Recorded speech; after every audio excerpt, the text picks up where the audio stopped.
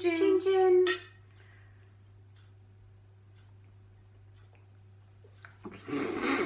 Okay, so today we're drinking vodka martinis because I decided not to drink gin. We didn't have any toothpicks or green olives. So we got a black olive in a tooth flosser. It works. That's a mom hack for you, Yeah. children. Yes, so today we're here to talk about discipline and misbehaving. Yes. I mean, we've obviously, as wise old owls, we've gone through the terrible twos, the teenagers, and we're living the fucking fours now. So we have our fair share of discipline stories to tell. Yes, and also because the school is about to start. Yeah. Noah definitely can't quite process it, so he's being super angry. Well, like if you talk about discipline, what kind of stuff have you done, and what's worked, what hasn't? We do counting. So the idea is that if I count up to 5, then he'll go on the naughty step, and it's worked really well. That's never worked for us. It's always we tried a couple of times. Like do I need to count to 5? And then I'm like 1, counting to 5, and he's 1.5. Whatevs. No, it worked for us. We don't get to 5. We get 1, 2, and then he comes to us and he stomps and he's angry, but he stops sort of what he's doing. I mean, we did a lot of timeouts. I think probably at the terrible twos, it was when we did quite a lot of them, and it did work really well for us. But it did feel like we were putting him on timeout like every day, a few times at some point, you know, when they had the really bad faces. And actually I read later that you should use timeout really sparingly. And I obviously felt like a terrible mother, basically, because when you're putting them in a timeout, you're asking them to kind of think about what you've done. When in reality, a child of that age, preschooler, they are not able to process that kind of stuff. They're just thinking, what a horrible parent I have who's putting me on a timeout, and how you should really only use timeout when they're being violent, because then you can say like, you know, I can't have you with other children, or I can't have you with me because you're hitting, so that's why you're going on timeout, and that's like a good use of timeout. You know, if they are being aggressive, then of course you then pay attention to the sorry so you pay attention to whoever the child is being aggressive towards. So like here at home would be the poor dog, definitely bearing the brunt of his anger.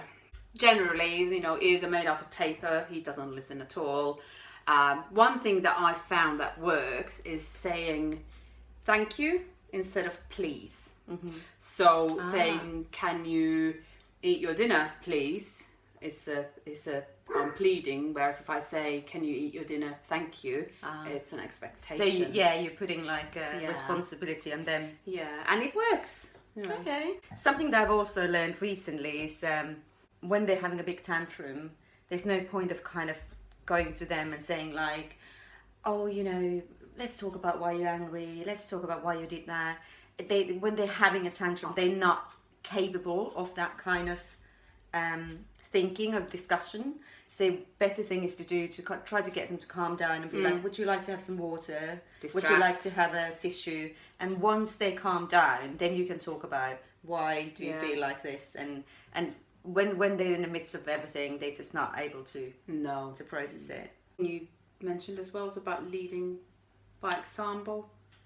Yeah, I mean, obviously, well, you're supposed to lead by example. If you, as a grown-up, as a parent, are not able to control your emotions, how can you expect a 4-year-old, 3-year-old, 2-year-old, whatever, to be able to do that?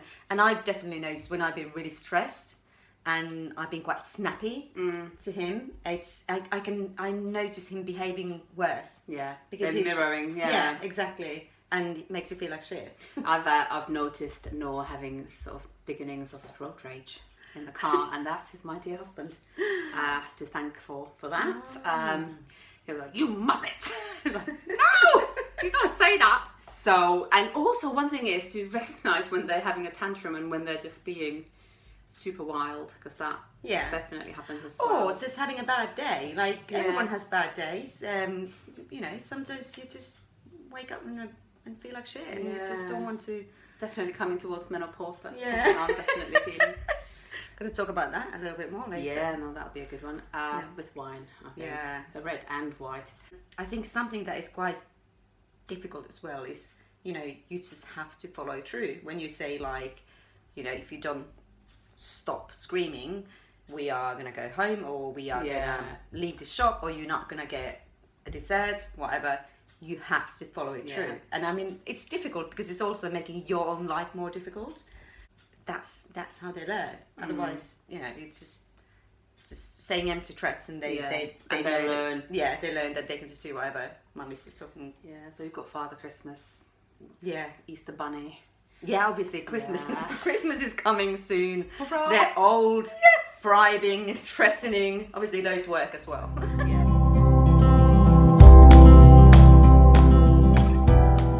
We've been inside all day. I thought we have to go somewhere, do something. He didn't want to go to the park, so I thought, let's go to Asda and do food shopping.